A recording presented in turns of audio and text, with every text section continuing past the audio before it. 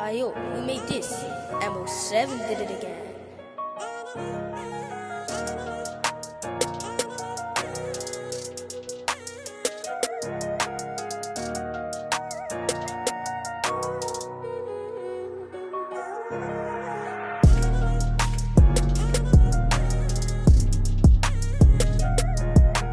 Shout out our sponsors, GW Competitions. They run regular draws for you to win different prizes from cash to Rolexes to cars and all sorts. It's all legit and the draw is run through the Google number generator. And the prize is delivered the next day, and if it's cash, it's transferred the same day. The draws are run on Facebook Live and Instagram Live. And you got to be in it to win it. Yo, we're back again, and we've got a very special guest. Many of you guys know him as White Yardie. I knew him as Harry, but we're gonna take it back. So thank you for coming down, man. How you feeling? Yeah, man, bless up, man. I've been at some interrogation room. A lot of people have said that it looks like you're in the interrogation room. Like that, no comment room. No police here, no police here.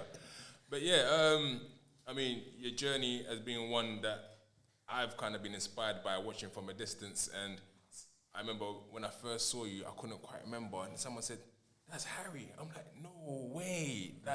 So it was because I spent all that time in jail. So when I saw White Yardie, I didn't even know who it was. And I was telling, I said, "There used to be a White Yardie in Peckham," and everyone said, "That is him." I'm like, "Wow, okay." Yeah, man. So let's start from the beginning. So. Tell us about your background. Obviously, there's people like, wait, he's white, he's a Yardie. So let's go back. Where was you born? Where you from? So right now, well, I'm from Jamaica. Jamaica is, I've been in Jamaica from I was 3 months old. Okay. You understand what I mean? Like from my mother and my father, my father fell in love with Jamaica from when he was young. And he had a lot of Jamaican friends. He grew up in Brixton. So he had a lot of Jamaican friends. And he went out there and started to like, just see what life's like out there, and loved it out there. Him go out there, him start building him home out there and everything, and decide, say, this is where he's going to live. He wants to live in Jamaica. So when my mother got pregnant with me, she decided, say, you know what, she go fly back to England, give birth to me, and then once I'm okay, all the checks are done, fly back to Jamaica. So I've been in Jamaica from I was 3 months old all the way up until I was 18. Yeah, I was 18 when I come around, came to Peckham. I mean, how was it growing up in Jamaica, being, cause like I said, I've never been. It was actually meant to go last September because of COVID, because my missus is half Jamaican. How is it growing up there? And also, I'm assuming it's predominantly black. So being a white young boy growing up there, how was that for you? Well, this is the thing, there was no difference because Jamaica is quite multicultural, you know, to be honest. You know what I mean? Remember, Jamaica is a slave country. It was a slave country. It was one of the countries that was colonized back in the day, years ago, when them discover Jamaica and all things like this. When them say Christopher Columbus discovered Jamaica, that wasn't the case. There was already people living there. Okay. But they were like the Arawaks. So they were like Indian people. You understand what I mean? And then obviously the English invaded and killed them off. Then they had slaves coming over. They brought Irish over. They had Irish people as slaves at first, because back in the day in England, it was no blacks, no Irish, no dogs or something like that. So even Irish was looked down on. So Irish prisoners were brought to Jamaica to be slaves. Okay. But what they realized is that the weather was too hot, they couldn't deal with it. So then that's when they went to Africa, and then they brought the people from Africa out to Jamaica and enslaved them. You understand what I mean? Just for the record, no people are slaves. You understand? Let's make that clear. You understand? People are people, human beings.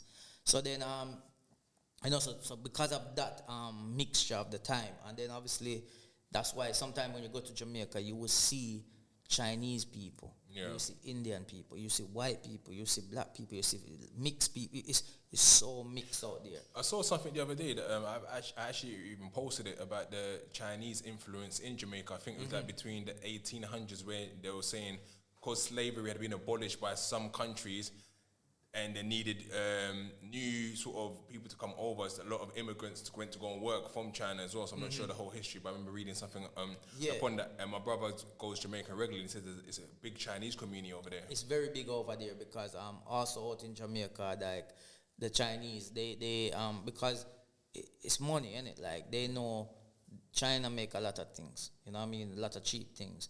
Jamaica is a country where not many people can afford everything. So when you go there, you will see a lot of Chinese-made products, such as even the cars that drive in Toyota, Nissan, Mazda. It's all Japanese and Chinese-made, Asian-made. So and it's more cheaper out there because the parts are not as expensive. Yeah. So they know the markets there. They own majority of the supermarkets and stuff like that as well out there because they can get the products cheaper, you know what I mean? So that's reason. Probably that's part of the reason why they're out there, but it goes back to history as well where they have come over there and been working there from a long time as well and family grew up there. And you see some Chinese people look upon them straight away and you expect them to go speak with accent. Brother, them talk patois. You know what I mean? What about brother? You know what I mean? I say, yeah, man, bless. So, but I'm used to that because when I went to school, in my class, we had Chinese, Indians, we had black, we had white. So, you know what I mean? I saw that mixture in my school. Yeah, I get something. So, I'm getting feedback there. Yeah. Probably through the mic, them too loud, turn up loud. That probably better, right? Yeah, that's better, yeah. Yes, what I'm saying is that in my school, like I'm from St. Elizabeth. St. Elizabeth, whenever you say to somebody, you're from St. Elizabeth, if I say from St. Elizabeth, they say, I should have known that because most of the people in St. Elizabeth are very light skinned. You understand? I don't know. I think it's down to history as well where there was a lot of the British and German that lived there. So they are mixed over the years. Yeah. You know what I mean? And there's a lot of Jamaicans that you will meet and some trace in their life, they some part of their family, they have white mixed into them, you know what I mean? Yeah. And that goes back to slavery time again. But it was no issue, like no one looked at me no different. I had no problems. I mean, I only know about racism when I came to England. I didn't know about it in Jamaica because I never experienced it because even things that we used to do in Jamaica, now people probably look at it like, you can't do that. Them, like, I had friends called black man, black boy, you know what I mean? Yeah. That's just their names, you get me? That's just nicknames. They used to call me white man, red rat, white mouse. You know what I mean? Like, we never looked on it, no, like, oh, you can't really say them things there. We don't look upon things like we just set Jamaican settings how we see it. Yeah. So if it's a big you, we call you bigs. You understand? or if, I would say fatter. It don't mean it's rude, it's just, that's your name and that's it. That's how it is, man. You get me? And how was you at school? Was you academic? Was you one of the high flyers? No, sir. My teachers will tell you, man, I get whole heap of beating. Because in Jamaica, you get beaten in schools. Not now, anyway. They stopped it. But when I used to go to school, I used to get enough beating, man. I used to get in trouble enough. I struggle because I'm dyslexic. Yeah. You understand? And obviously, back then in Jamaica, there's probably a lot of people who used to struggle because Jamaica wasn't back then at the level to understand what dyslexic is. It's like, you're dumb or you're stupid, that's it. You understand? So I struggled a lot in school. I didn't even finish high school, which is secondary school. I dropped out. Not even dropped out. As the teachers would say, I stopped coming. I stopped going to school in year 10. I repeated year 9. And the reason why I repeated year 9 is because I actually came to England for about 6 weeks on a summer holiday thing, come over here, and then I stayed for an extra 4 weeks and then missed to go into year 10. Okay. And the teachers said that I have to repeat year 9. So I went back and I had to repeat year 9 all over again. And I went into year 10 and I just did half of it and stopped because my parents weren't around them time. They never really, they show me, like, put discipline into me. So I kind of free for just do what I want. Was your parents still living in Jamaica at the time? No, at the time, my mother, she left. Both of them actually left, but my dad used to go back and forth. R.I.P. to him. He used to go back and forth to England and Jamaica, you get me? And him did I say, yo, I remember when he was leaving the last time, he was like, yo, he might go to England for a little while and probably now come back for about a year. Yeah. Because him have a whole heap of things to deal with, and, you know, him need to get some things right and forward back. And I say, all right. And he must say, so when he asked me, like, you coming or what? I said, Daddy, I come up there one time, I don't like it. Yeah. I mean, Jamaica my place. I just I grow, I just everything I know, I stay. Yeah. I mean, so, all right. So I stay with one of my friend them. And I was staying with his friend, so there was no really guidance as a father figure to say, yo, you can't do this, can't do that. So I'm kind of freely allowed to do what I want to do in a way. You get me? So, yeah. Like, And what was you sort of getting into, like, on the streets over there? Because obviously it must be hard. Like, you've come over there with your parents, they're both left. Now you're sort of a young man on your own with people that you might know, but they're not your family. Yeah, no, but the thing about it is, as I said, because I've been there from a baby, so it's like there was nothing new to me. I knew everything anyway. You know, this is what I grew into. This is my culture, my lifestyle. So that's what I know. So it wasn't anything like, oh, what am I going to do now? But it was like, my father had a sound system, which is one of these big music sound system where, you know, you string up, you have like a box, columns of speakers, and then DJs playing the music loud in the street party type of vibes. My father had one of those, and I was like, yo, Daddy, better you leave that for me, you know.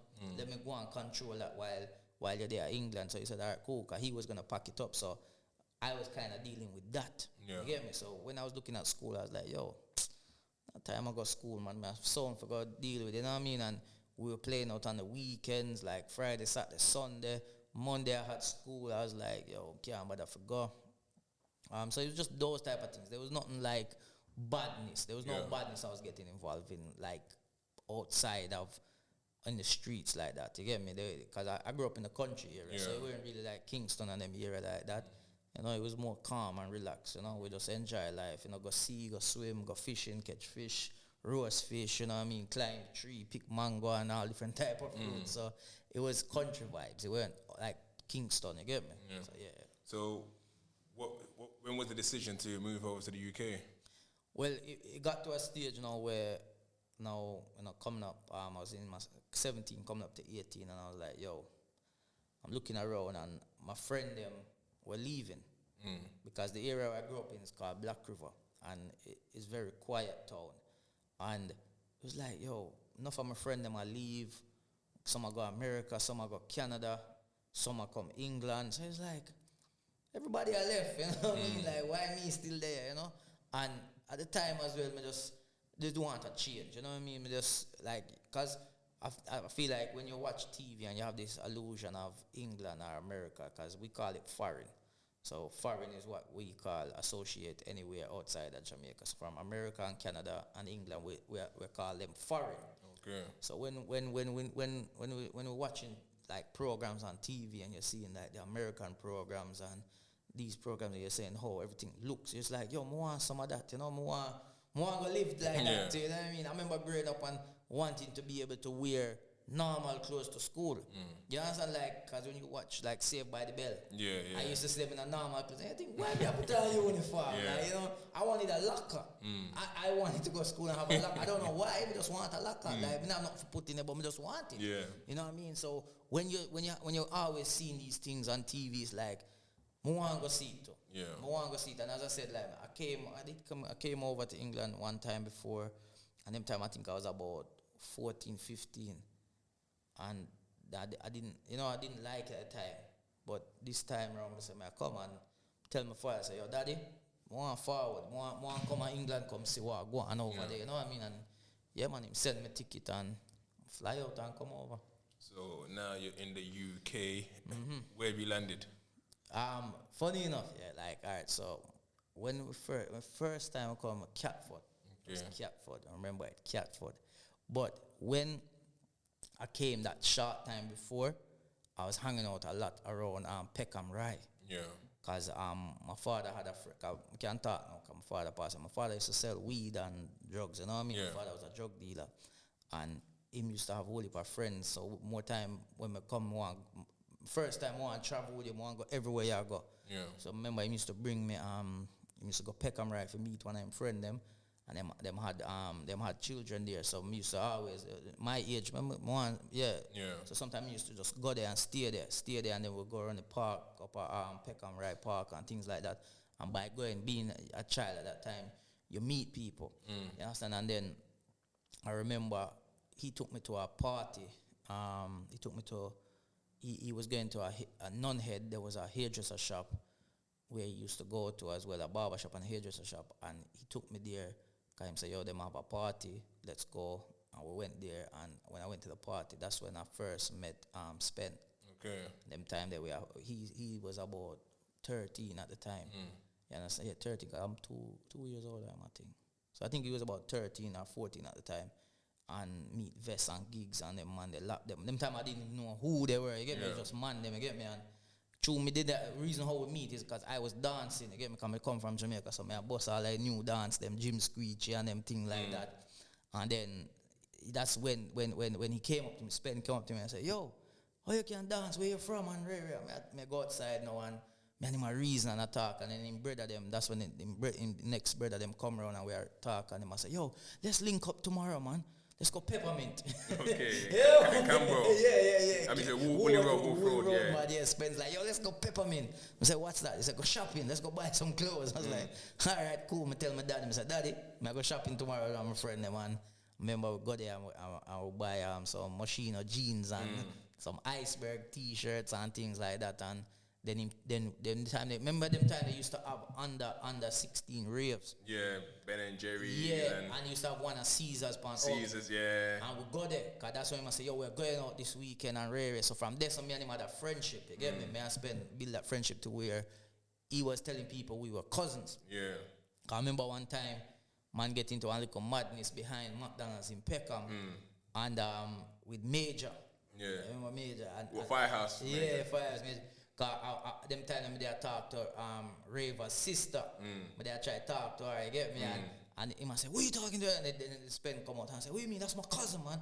He's like, oh, yeah, but Rare. And it's like, but obviously, you know, Spen brother them and things, so him have that certified, you get me? So I'll give that to him, because he always, when he was young, he would back people. Yeah. He would always back people. Him always, and him fearless, you get me? So, yeah, so I already had that friendship. So, funny enough, when I came back older now he moved down to Peckham. You get me? He wasn't living near Peckham right anymore. He moved into Peckham with his mother and his brothers and that. And now, I come back now, my father's in Catford. And it's like, them time I never really knew about the ghetto boys and Peckham boys beef. I didn't know about all of that. And I now was traveling from Catford to go link them in Peckham. So every day I was traveling Peckham, Catford, every day. Not knowing, like, yo, the deepness of this, again, because it only takes a little while for word gets around that there's another man with them or hanging with them. Because remember when my batch up was Spen, Silence, Younger Raver, Crafty, Pebbler. Remember Sugar. Even Liquor Taz. Taz was around us. George was around us, because I remember we used to always say, go home, George. We used to always tell him to go home, and you look behind, we see George. To an extent, Chester as well. Chester was there as well. Pumps, you get me? So there was a nice, good amount of us, you get me? So it would only take and because of the names that was in there, like Raver, Younger Raver, it was like other youngers from other eras was it's like that's the target all the time. You get me? So you're in and around that. So hey, it sounds like your mic chip out now. And you're in and around that as well. So you're like a target yourself. Exactly. So all of a sudden that could become an issue now. But again, me I travel all the while, and it was like. It was getting to a stage now where I could even travel like before I just jump on the bus. You get me? I think it was 136 all the way in. You get me from up Catford down, and then me I say, yo, I get serious now because I'm up on a bus one time, and one brother come up to me and was like, say you that white, you that powers with them now. Be careful, you know, man. But I'm there watch him now, and I say, wait. You get me? The time I have a ratchet probably. You know what I mean? But he never do nothing. You get me? Come off, and then realize from this, I'm say, all right, this I get serious now. So I got that stage now where I wasn't even traveling like that. It was taxi, or the man them would have to drop me home after. You get me? So man would come ends for the day, and then later somebody have to drop me home. You get me? And that caused problem enough time because when man I drop me out 2-3 car, I drive over there and them getting a beer madness stuff on the way back sometime because, you know, the man them see them and say, wait, that's them, man, and this. Yeah, man, so... Yeah, ended up in Peckham, really and truly, you get me? And would you have considered yourself a Peckham boy at the time? Oh, yeah, for sure. For sure, straight away, because these were my friends, you get me? These are the only youths I knew coming over. These are the only people I hung around with, you get me? So, at the time, I was repping Peckham, you get me? That was what it was, you get me? I knew everyone, you know what I mean? Like, we were all... Everybody knew I was jamming at Giggs' mother yard, you get me, like that, you get me? So, yeah, man, definitely. So, there was a period and obviously you're hanging around. Are you keeping up with the badnesses as well, or are you sort of trying to get into education? What are your sort of plans at this time? Well, I did enroll into a college. I mean, I think everybody standardly just does that because I think I was like a year or 2 years older than some of the people, them like Younger River, them and Silence, them. I'm like a year older and 2 years older than some. I think me and Crafty were the same age. Yeah. So it was like during the daytime, most of them had things to do, whether it's their schooling and so on. So it's like, all right, I'm going to enroll now in college. Yeah. So I enrolled in Vauxhall College to do electrical. And I don't even know why I did that because you enroll and then you go in a class and crime in your class. It's like, yo, we don't get no work done, you get me? So, you know what I mean? I remember them man there that bring them go pie to school and college and things like that because obviously Vauxhall College, where it's based as well, is near Brixton. Yeah. Vauxhall. So, again, it's something where at first I weren't really aware of at the time, but, you know, man go, you get me? Man go to college. And funny enough, I think certain decisions I have made have allowed me to be okay in certain places. Yeah. Because by going back to also like made connection with a couple of Brixton people, but we were never friends. Yeah. But we associate. Yes, until we are now more Vauxhall more than Brixton, more Vauxhall youths. So we know sometimes see them and we have to say everybody good now, you get me? Like things have moved on from then, you know, like everybody's grown up and there's no personal vendetta against anybody. But I did try going to I did try do the education thing with Vauxhall College, but again, never really something I wanted to do because there was more interest outside. You know, I was like, yo, man, I want to make money, you get me? And back then, as I said, my father was a drug dealer, so he's the plug. He's not even a plug, he's the socket. You get me? Like, he's the socket. He has the power, you get me? So, let me try to get into that, you get me? So, that's kind of the route I went down. Yeah. Was straight down that way. And then, obviously, you know, everybody back then was selling skunk. Yeah. It's like 5 away a par, 5 away a selling skunk. It's like, yo, we're not going to make no money if we hang out together. Yeah. You know what I mean? So, then, you know, you turn to more serious crimes, you know what I mean? And yeah, man, eventually went that way and start doing the hard drugs, selling the hard drugs, you know what I mean? Which was the crack and the heroin. You know, them time I was doing it in Elephant and Castle, you know. I finally left because I realized that I couldn't live in Catford and be in Peckham every day. So I had to make a decision and finally get a place in Elephant, which is, you know, Elephant back then we could... Elephant, if you come from Elephant, you're good, you know what I mean? Yeah. Peckham's cool and Woolly Road right there, so I didn't know the connection was always there. Yeah. So we all were good because people had family from both sides, so we were good. I was good where I was, and I was even living in Asbury State for a while as well. And that's when, I think that's when I actually started to sell crack. Yeah, man, that's when I actually started selling food, and yeah, man, it was like faster money, quicker money. How long was your run? For about, I was doing out in Elephant for about 4 months, or 3 months. I took a week to build the line because you know it's just like find one cat, you know. If I find one cat, it's like, yo, I have some food, you know. Every 3 customer you bring come give me gear one. Yeah, man, this cat was just out there every minute. Bing, bing, bing, bing, bing, bing. So I was like, yeah, build up my line, and my line was 24 hours, and that was my downfall, is that once you start seeing the money and you get too greedy, I didn't have no cutoff point. See, and that's the thing. 'Cause when I started in Hackney, it was the same thing. Because I knew that obviously some of these guys are going to be locking off at a certain point. So I'm like, if I'm going to start a new over here, I need to speed 24 hours so they know. Exactly. So then that way, when you're running 24 hours, these people are not going to be able to make the money. Because if you're running, they're just going to come to you. And if your food is good, they're going to come to you. And that was my downfall, because the more you're doing it, you're fatigued, you get me? You're not really be alert as before. So, normally when you go meet somebody for bust a shot, you're the precaution, look around, or you might have a certain place you meet them where you're tired and you get called at 3 a.m. in the morning and you say, yo, 4, all right, I forgot to do this 4 shot, 20, 40 pounds, boom, jump out. And you not even look around, and that's how I get caught. Because I actually asked the police officer, cause I remember they raided my house. They raided my house, but actually I was on bail at the time as well. I was on the curfew because of another charge, because I attempted something. I want them to really disclose. But me had have another thing out there, you get me? And funny enough, I was on bail for that, and I was on curfew as well. So I had to be in my house at a certain time. But I used to sit outside my house because my curfew was like 10 p.m. So I used to sit outside my house till like 11. I'm going to see no police come. I just go road. You understand what I mean? Because I said, yo, them time it went no tag. There was no tag then. So then I remember when them kick off my door, boom, come in, and as soon as them come to the door, I was like, shit.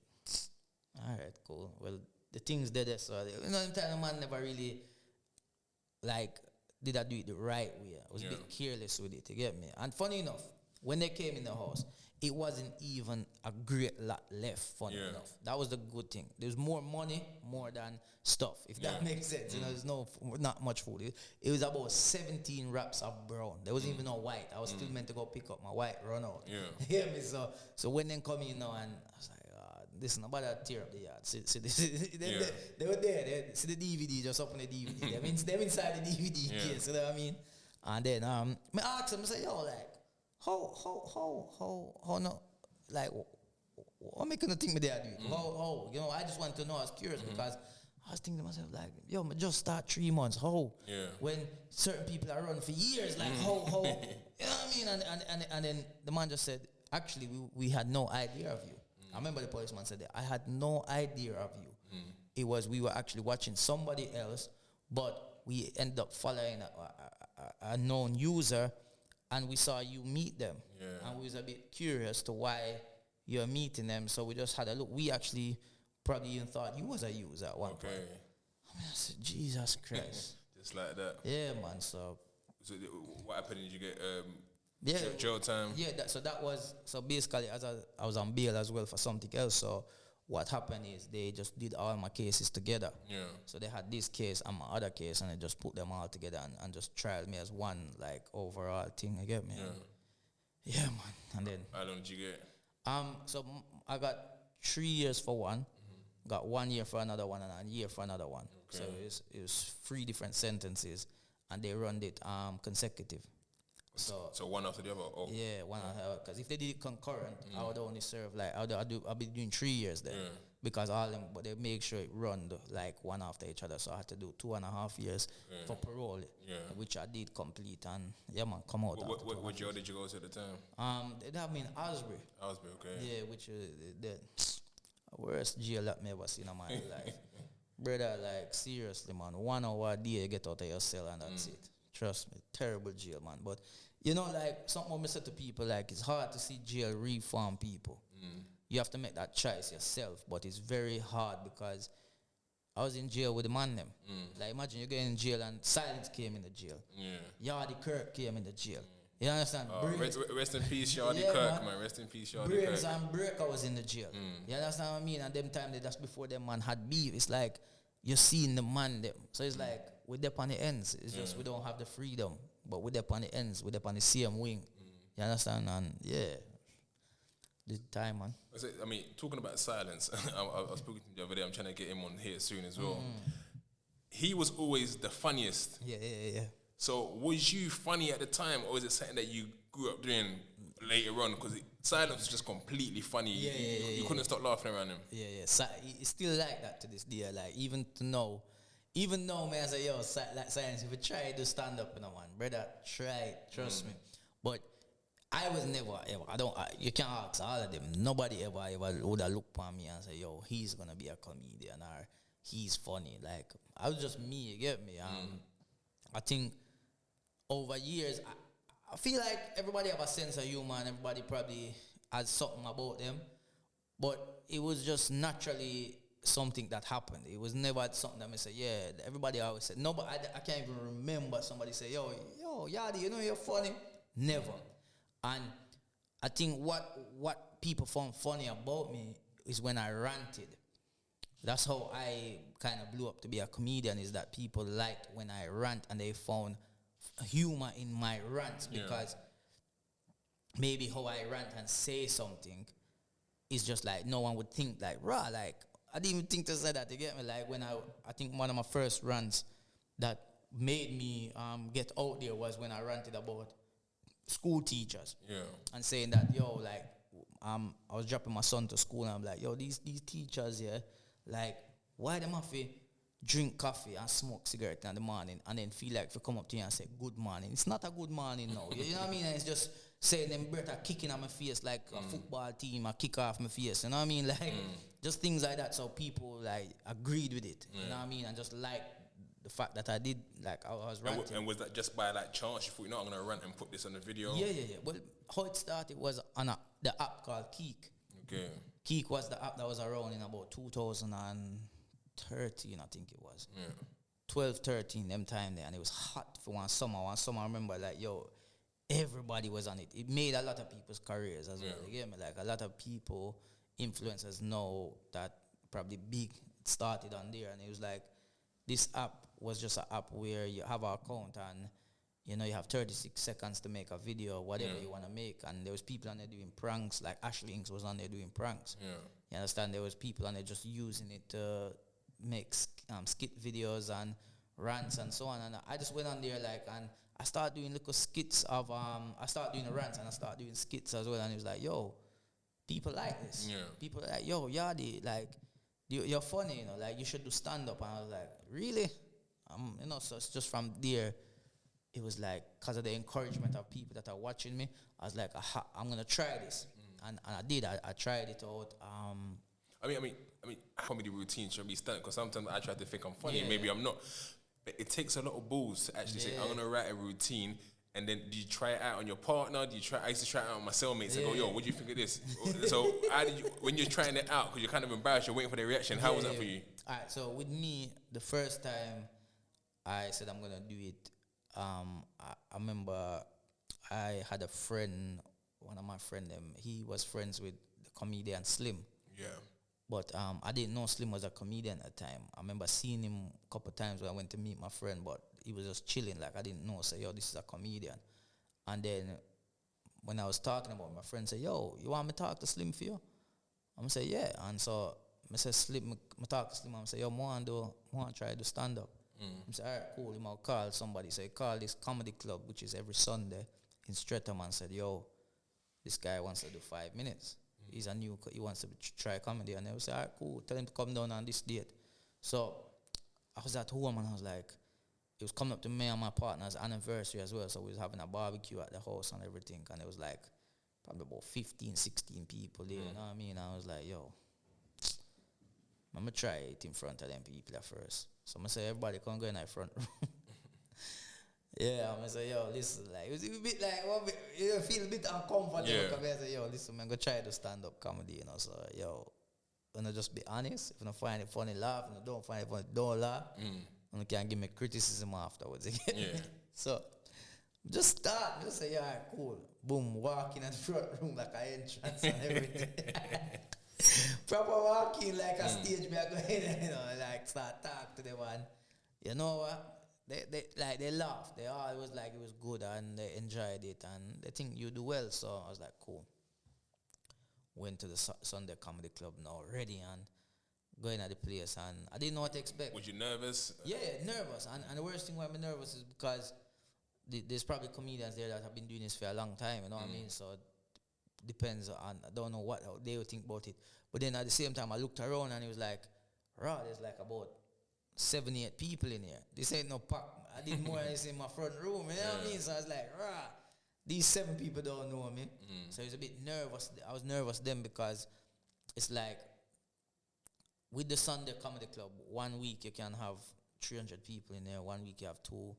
Some weeks you have 5, 6 people. Yeah. It's just a regular Sunday thing. So I never know what I was going to expect. I didn't know at the time.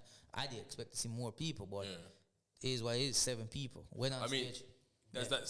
Is that more intimidating? Because there's 7 people, you can see their reactions. Where compared if there's more people, you might get a few laughs there, laughs there. If it's just 7 people, like there's more pressure. I think with the less people, it's more pressure for me. Anyway, I don't know how other people feel. I feel because something I always say is I mean, with less people, you can judge your comedy. Yeah. You get a better better, how can I say, better reaction and a better understanding of really if you're funny or not. Yeah. When you have 400 or 500 people in a room and you perform, listen, man, if you make 50 people laugh, it sounds loud. Yeah. So what am to do other 450? You understand what I mean? So it is, I think smaller ones are good for you to learn your craft and understand it and know what you're doing right and wrong. When you have a bigger audience, it's easy to get lost because you have more people with different sense of humor. So, you know, you must can make at least 4 or 5 people laugh at least, and that will build confidence. Yeah. So, as I said, I went in there now and a guy introduced me on stage, and my opening act was my opening line was always because my first stage name I went with was Prince Harry. And I didn't even go with White Yardie. White Yardie was a name that people just kept giving me. And obviously I was called Yardie from the ends, but it's just people just kept on calling him White Yardie, White. So it's like the name stick. I cannot get rid of it, you know. So I actually wanted to go with the name Prince Harry. Because my name's Harry, and you know what I mean, and at the same time, those were the times when Prince Harry was going through beer things as well, where they're Jamaica travel, and you know, I mean, beer things about weed and all these different things. So I say, yo, like, him kind of reflection on me in a way. So let me run with that, Prince Harry. And then, you know, people used to introduce me, and obviously when I speak, people are like, rah! So there's a shock factor as well, which was good. Because then it gives people that rah, my man really speak like how am I talk like that, and I could play about with that joke. Joke about that. So did the show and it was good. People them laugh, come off stage. The host Kane Brown was like, yo, like that, man. Keep it. One thing he said is that, yo, like slow down your speech. Yeah. Because not everybody would understand when you speak raw patois, fast and natural. So over the years, I've learned how to adapt and know, say, you have to break it up for people. You cannot just feed it to them how you say it and feel like they're going to understand it. Yeah. They won't. They'll go over their head and then they won't get the joke. So then the promoter come to me and say, yeah, man, Wiki, give me a number. Took my number and he was like, yeah, cool. Call me. So, yo, you can come back in 2 weeks' time. Yeah. So, all right, cool. Go back 2 weeks' time. Went there with a different material, different set now, you know what I mean? And did it, and it went well. The host come to me and said to me, say, yo, you don't need to come back with a different set every time. Because you run with a set, master it first. Yeah. You understand? Master one set, run with that for like 6 months, then you change. Okay. I was like, okay, but then I didn't know about that because I was like, yeah, but imagine them come and see you already. The same person, yeah. You understand? Then come off stage, promoter say, yo, want to bring you back again a month time. Bring me back, and there was like 300 people. This was packed. Yeah.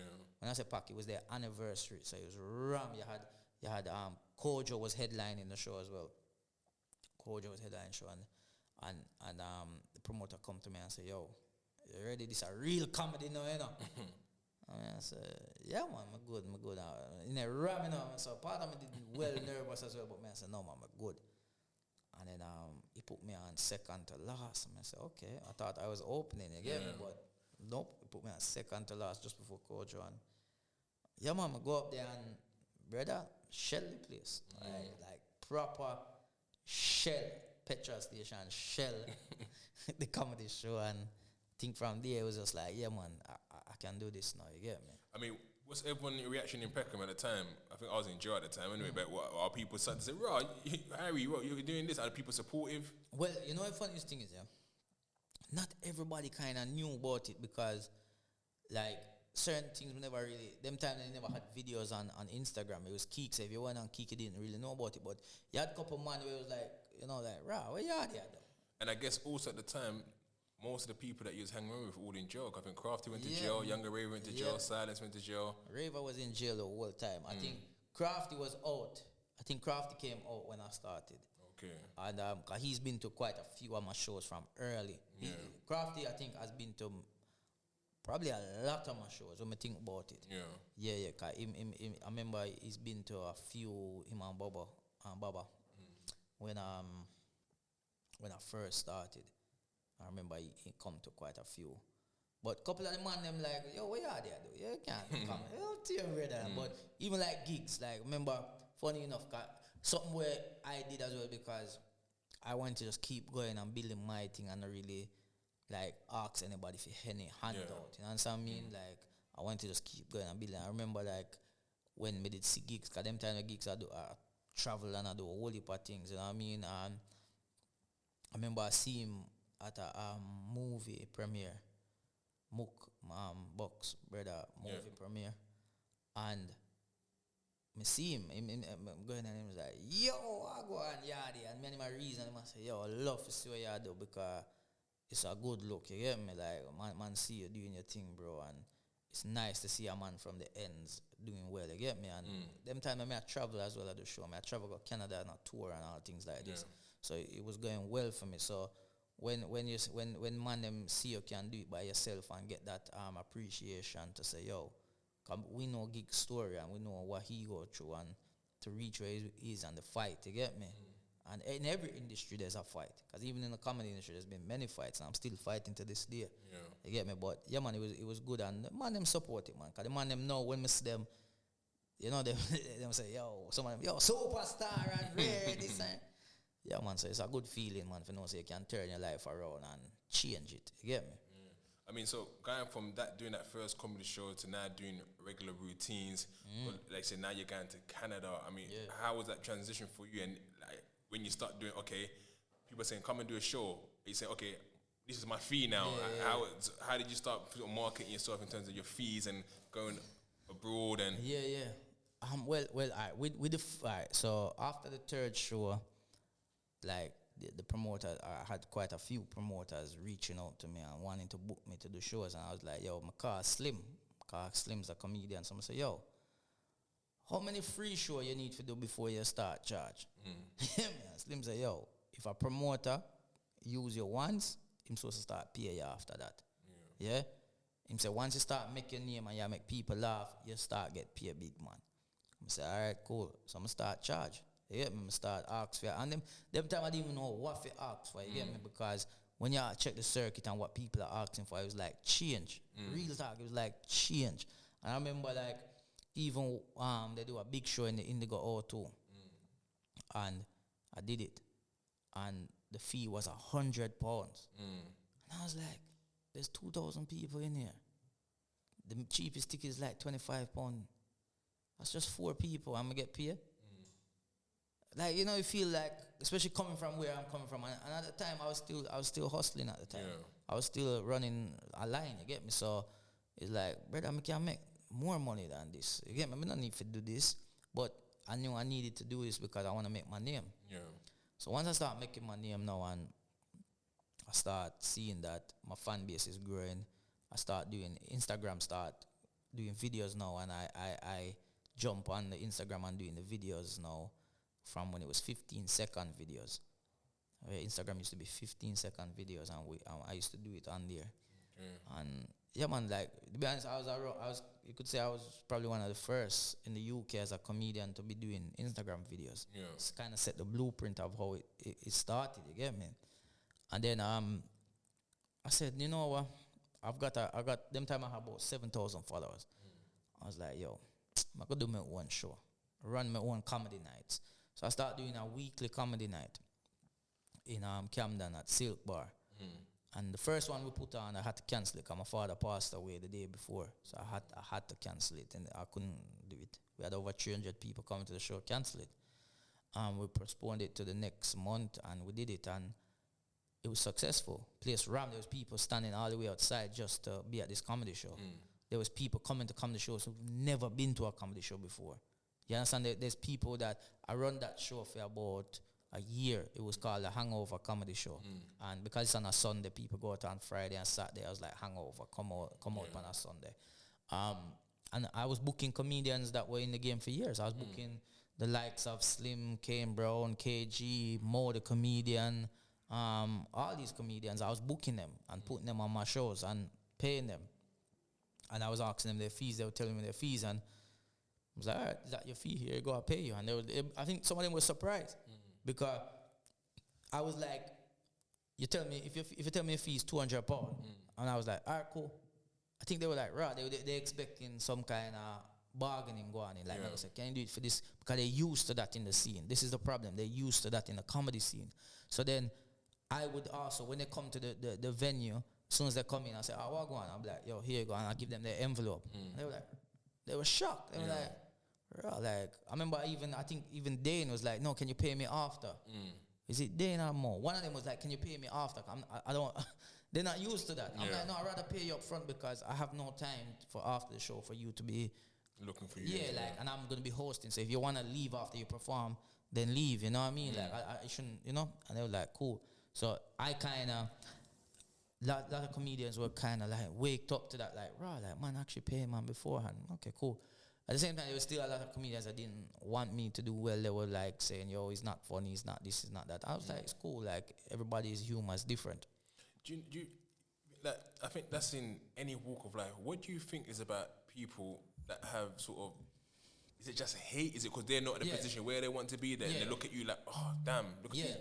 It's exactly that. It's the same with everything. It's like people will hate because their attention's on you, because you're doing more than they've been doing, because I've only just come into the game yesterday and they've been in the game 10 years. They feel like you shouldn't deserve to be getting certain things. And I'm like, everybody's part is different. Like, if it takes you 10 years to do something, it don't mean it has to take me 10 years to do it. And it don't mean the person, there's give you examples. Like, when I came about, I've been doing this 8 years now. It's 8 years in the game. And I'm still working. I'm still pushing. I still ain't got a TV show. I still haven't been on TV shows. I have not got a Netflix special or nothing like that. You understand? I'm still working. Right? But, 8 years and I've got to where I am and I'm still working. There's people who have come after me, like Judy has come after, and she's got there a little bit quicker.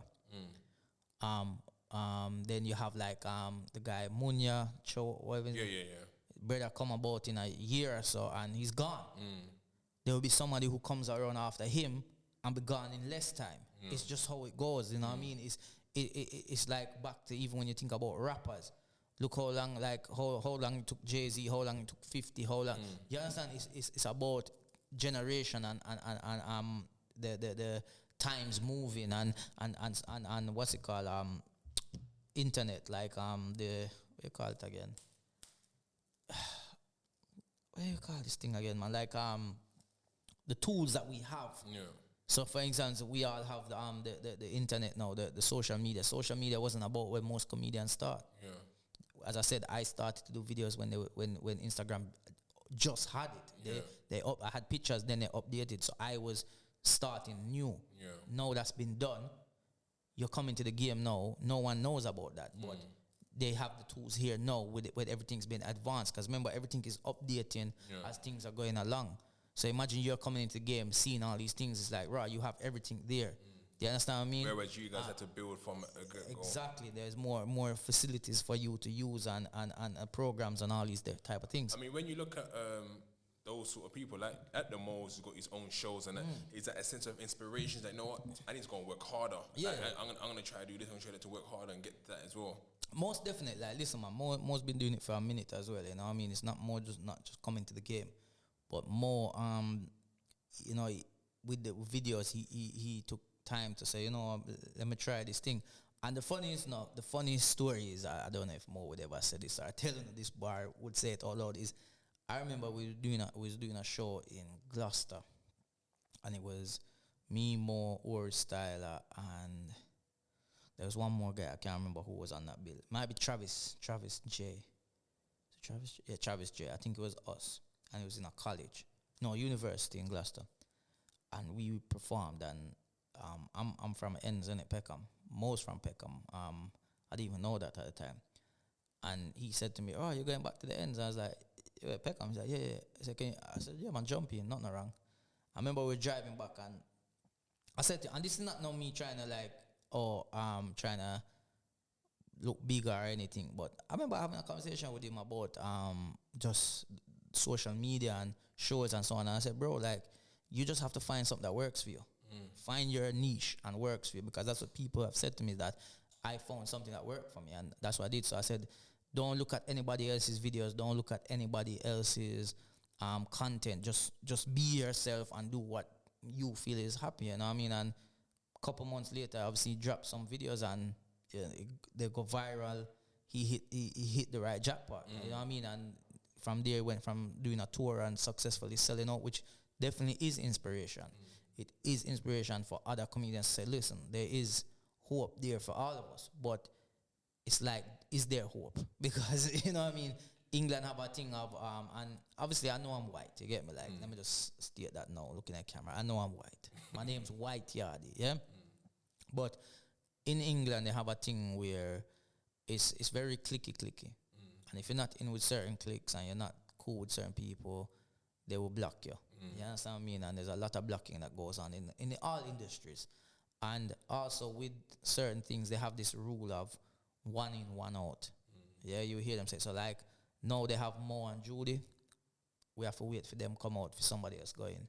And that's been the case because I have comedy specials where I have I have 2 comedy specials, film edited out of my own pocket. And I'm trying to get a Netflix deal, and up to now, can't get it. People who have the access don't grant the access. Do you understand? So man just has to keep trying. Slim has many specials. I think he'll probably get one soon.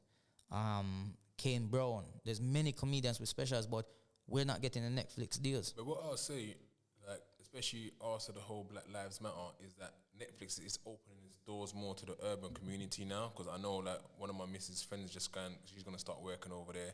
I know another woman as well who's left Instagram to go and work at Netflix. So they're actually trying to say, okay, cool, bring us your content, let's see. So I'll say, like, keep persevering, man. Keep persevering. No, bro, I got this, right? Now I have one in my car. I have one hard drive in my car where I travel with just in case. Bang, I have it. You get me? I have the links if people want to watch it. Boom, see it, I watch it quick.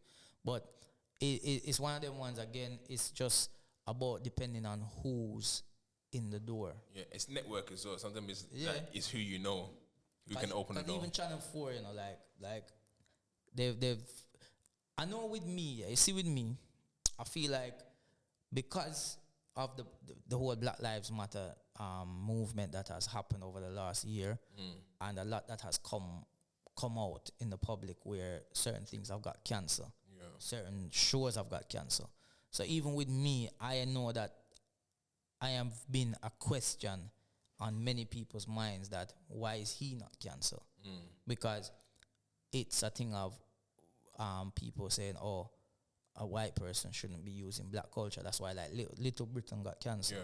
You understand? And other shows, because they shouldn't be able to do that. So, but the problem is with me is that this is authentic. Yeah, this is who you are. So you understand? So you cannot cancel what you can't cancel the truth. You understand? So I know with Channel 4 there's been situations where meetings has happened and my name has come about, but when they see and they be like, boy, he's white, they're worried. They're worried about the backlash that they might get. And for me, it's like, all right, cool. I have a documentary I want to put out about my life then. Because once I do this documentary and showcase what Jamaica is about and my upbringing and things I went through, is like, there's all the evidence you need. There should be no backlash. And any backlash that comes, it's just ignorant people that don't want to take time out to educate themselves. You understand? So, it is what it is, man. But, yeah, man, I have two Netflix specials. Well, I have 2 specials that could go on Netflix. If Netflix to watch, holla. Netflix, you're listening, yeah? Let's quickly talk now, like, in present time. And, like, COVID has been a bummer for everyone this whole year. Trust me, brother. And I know musicians have been not being able to perform shows and go to concerts and so on, but they've also had the luxury of they can just go and release their music. Exactly. So for comedians, how have you guys had to manage and struggle through this whole pandemic? Because it must be hard. Well, yeah, definitely, because at the beginning when it first started last year, it was like, all right, cool, 2-3 weeks, we're back to normal. But obviously that's not the case. We're here over a year now and still in this foolishness. But it's like, for me, I've been working hard for the years that I've been in this game. I've toured. I've done about 3 Canadian tours. I've been in America doing shows. I traveled to the shows. I toured the UK loads of times. I've done big shows. So I make sure you have to prepare for a rainy day. Yeah. You understand? It's been a rainy year, not even a day, but you know what I mean. You prepare for these things, and that's one thing that I've always make sure I done, because I have children, and once you have children, it's like, all right, if you have 10 grand.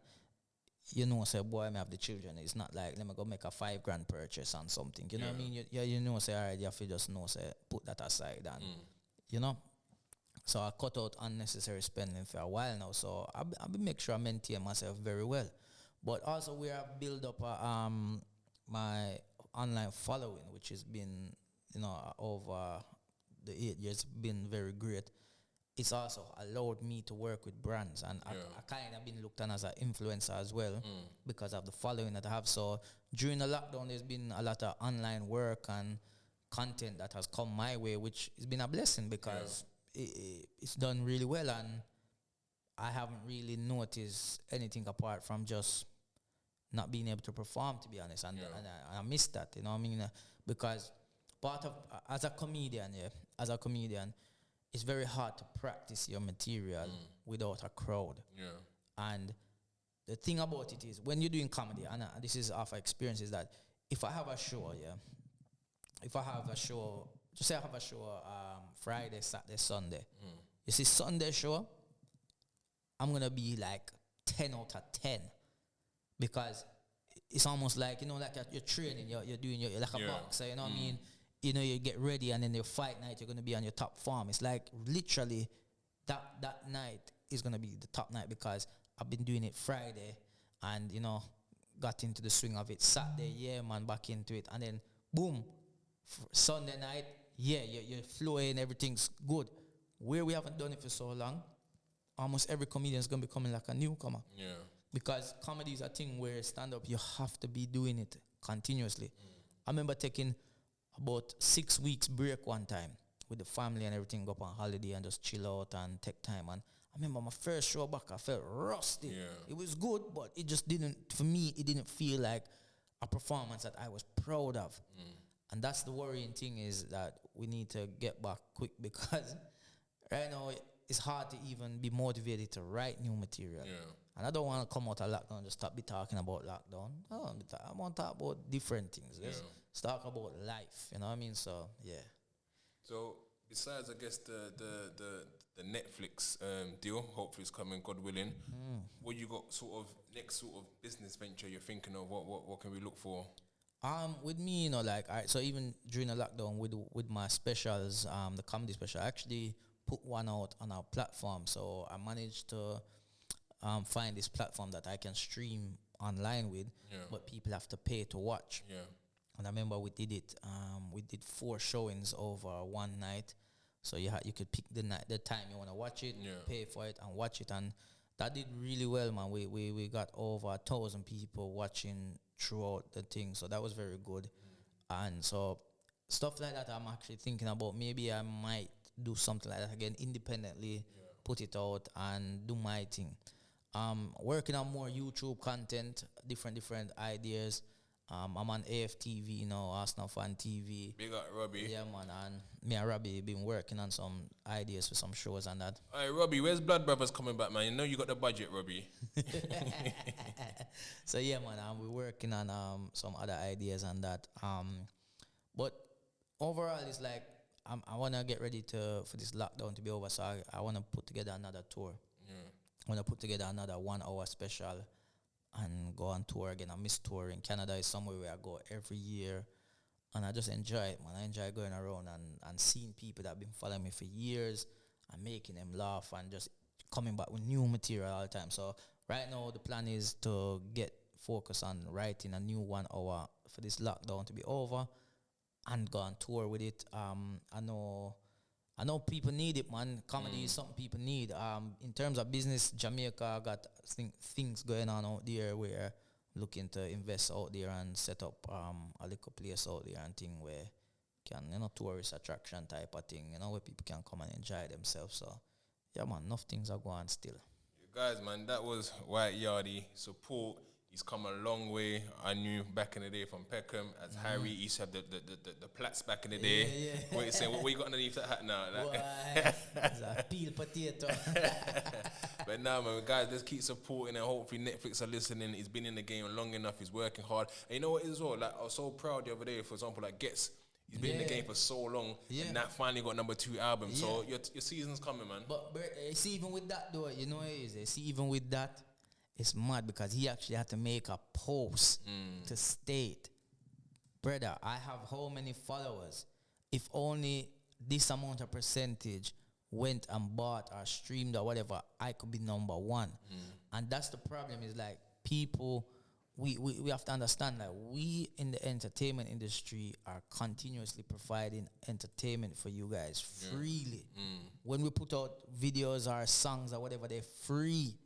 You go and listen to it on the radio, you listen to it on YouTube, wherever, you can go listen to it for free. So when we have a project or anything, like, the support is grateful because that's where we see our benefits. You know what I mean? That's where we reap some of our reward. So yeah, man, support if you can any entertainment that you really into, especially comedy. It's a hard one, trust me. Man, thank you for having. I say thank you for having us. Thank you for coming and supporting. Like, really appreciate it, and like keep doing you. As soon as your shows are back on road, we're definitely gonna be there, man. Yeah, man. Bless up, brother. Appreciate it.